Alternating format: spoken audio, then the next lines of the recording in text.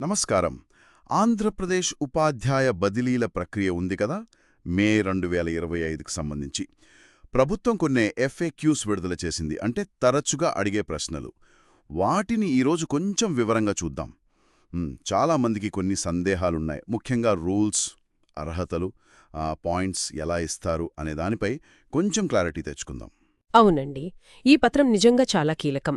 ఎందుకంటే బదిలీలప్పుడు ఉపాధ్యాయులు సరైన నిర్ణయం తీసుకోవాలి కదా, దానికి ఇది బాగా హెల్ప్ అవుతుంది.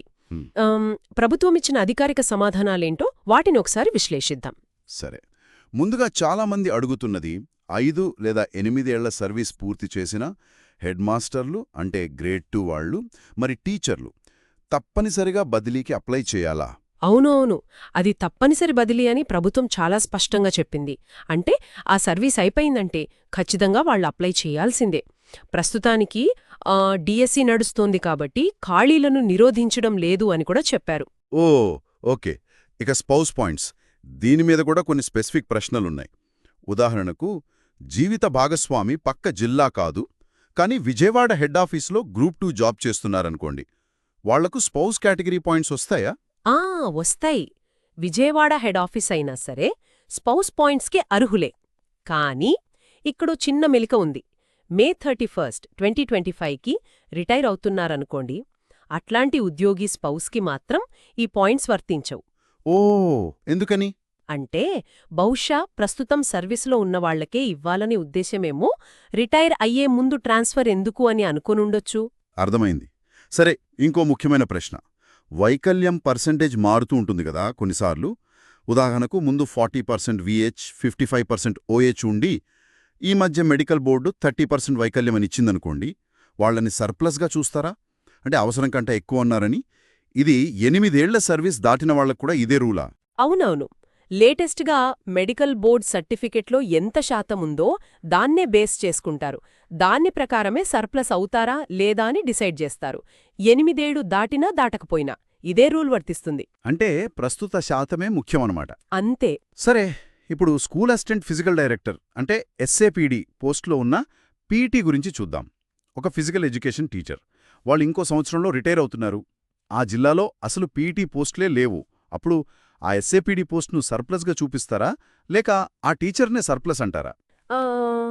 ఈ కేసులో పోస్టును కాదు, ఆ టీచర్నే, అంటే ఆ PET ఉపాధ్యాయుడినే సర్ప్లస్గా పరిగణిస్తారు. ఓకే.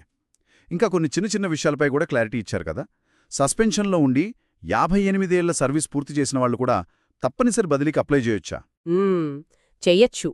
సస్పెన్షన్లో ఉన్నా కూడా ఆ టైం అయిపోతే తప్పనిసరిగా అప్లై చేసుకోవాలి. కానీ క్రమశిక్షణా చర్యలు పెండింగ్లో ఉంటే మాత్రం వాళ్ళు రిక్వెస్ట్ ట్రాన్స్ఫర్కి అప్లై చెయ్యలేరు. అది గుర్తుంచుకోవాలి. ఓ, రైట్. మరి ఎయిడెడ్ టీచర్ల సర్వీస్ని ఎలా లెక్కిస్తారు? వాళ్ల సర్వీస్ని కేవలం సర్వీస్ పాయింట్ల కోసం మాత్రమే లెక్కిస్తారు. అంటే సంవత్సరానికి 0.5 పాయింట్లిస్తారు కదా, అలాగా. అంతేగాని క్యాడర్ సీనియారిటీ లెక్కించడానికి ఆ ఎయిడెడ్ సర్వీస్ని కన్సిడర్ చెయ్యరు. అలాగే గుర్తింపు పొందిన ఉపాధ్యాయ సంఘాల వాళ్ళుంటారు గదా, జిల్లా స్థాయిలో, రాష్ట్ర స్థాయిలో, వాళ్లకు 5 పాయింట్లు వస్తాయని కూడా చెప్పారు గదా. అవును, రూల్ 74 ప్రకారం ఆ పాయింట్లు వస్తాయి. 26 జిల్లాలు ప్లస్ రాష్ట్రస్థాయి బాధ్యులకు. ఇక్కడ ఇంకో ఇంట్రెస్టింగ్ పాయింట్ ఉంది, రివర్షన్ గురించి. అంటే ప్రమోషన్ వచ్చి మళ్లీ రిక్వెస్ట్ మీద కింద పోస్టుకు SGTగా వచ్చారనుకోండి, అదే స్కూల్లో వాళ్లకన్నా జూనియర్ SGT ఉంటే ఇప్పుడు ఎవరు సర్ప్లస్ అవుతారు? మంచి ప్రశ్న. ఈ కేసులో ప్రమోషన్ వచ్చి రివర్షన్ మీద కిందకు వచ్చిన SGTనే సర్ప్లస్ అవుతారు. ఎందుకంటే కేడర్ పరంగా వాళ్ళు ఆ స్కూల్లో ఉన్న ఒరిజినల్ SGT కన్నా జూనియర్ కింద లెక్క. ఓ, అలాగా. అంటే రివర్షన్ తీసుకునే ముందు ఇది కూడా ఆలోచించుకోవాలి. ఖచ్చితంగా. ఇక చివరిగా, HM ప్రమోషన్ వచ్చినప్పుడు స్టేషన్ పాయింట్స్. ఒకరు SAగా పనిచేసి అదే స్కూల్లో HM అయ్యారు. స్టేషన్ పాయింట్స్ ఎలా వస్తాయి? మొత్తం సర్వీస్ కౌంట్ చేస్తారా? లేదు, అక్కడ క్లారిటీ ఇచ్చారు.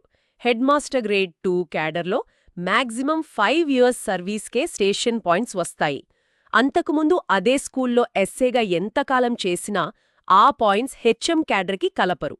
అంటే HMగా ఆ స్టేషన్లో ఉన్న కాలానికి గరిష్టంగా 5 పాయింట్లు మాత్రమే. మొత్తానికి చూస్తే ఈ FAQలు చాలా విషయాల్లో డౌట్స్ క్లియర్ చేసే అనిపిస్తుంది. తప్పనిసరి బదిలీలు, స్పౌజ్ పాయింట్స్, డిజబిలిటీ ఆధారంగా సర్ప్లస్, వేర్వేరు క్యాడర్ల అర్హతలు, పాయింట్స్ లెక్కింపు, ఇలా చాలా అంశాలపై స్పష్టతొచ్చింది.